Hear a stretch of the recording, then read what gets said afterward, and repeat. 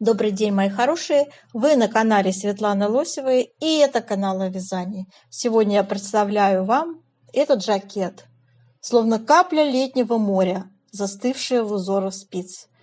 Бирюзовый цвет глубокий, сочный, переливается всеми оттенками лазурного прибоя и зелени тропических водорослей, будто собрав в себя всю свежесть июльского рассвета. Легкий, как дыхание ветра, ажурные ромбы сплетаются в танец востока и запада. Обратите внимание на узор. Каждая петля, словно строка из древней поэзии, витиеватые линии восточных орнаментов встречаются с математической точностью европейской геометрии, создавая гармонию контрастов. По моему мнению, это не просто одежда, а искусство, которое можно носить. Мягкая хлопковая пряжа делает жакет невероятно комфортным для долгих прогулок вдоль набережной, например. Я живу в приморском городе, поэтому для меня это актуально.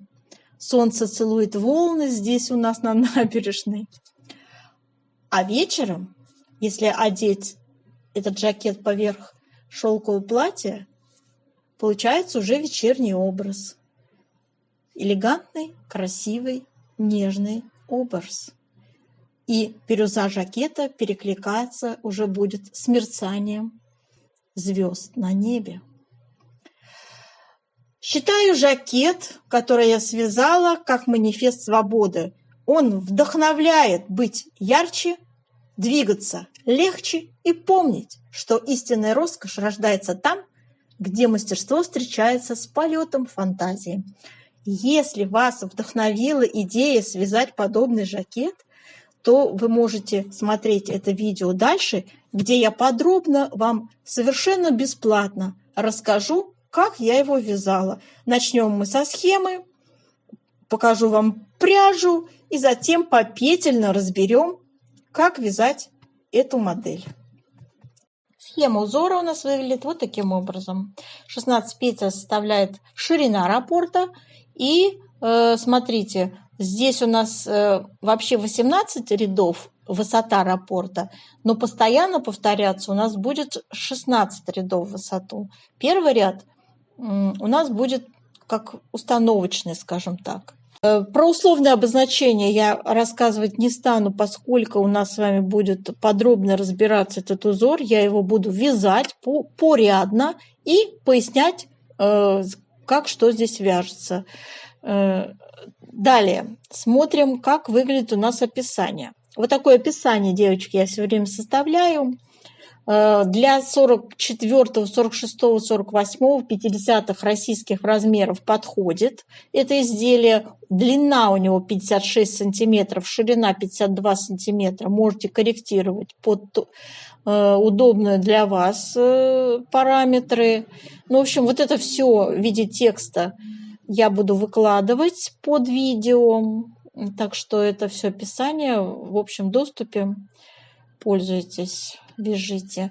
Так, ну а сейчас давайте приступим к дальнейшим объяснениям, как вязать. Давайте про пряжу поговорим и далее выкройку посмотрим. Все последовательно.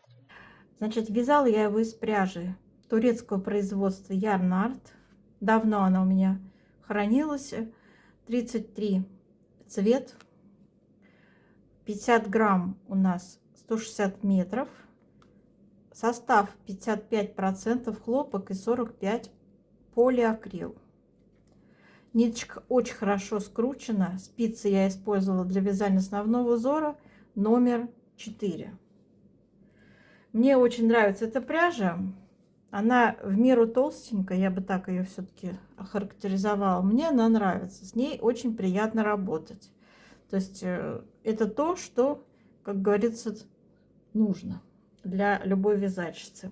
Расход у меня ушло, представляете, вес этого изделия 310 грамм. И у меня ушло чуть больше 6 моточков. То есть 6 моточков вот по 50 грамм. И вот я начала немножечко, буквально вот на обвязку, по вырезу горловины не хватило, пришлось вот еще 1/7 моточек задействовать, но он почти целый, видите, да, абсолютно целый.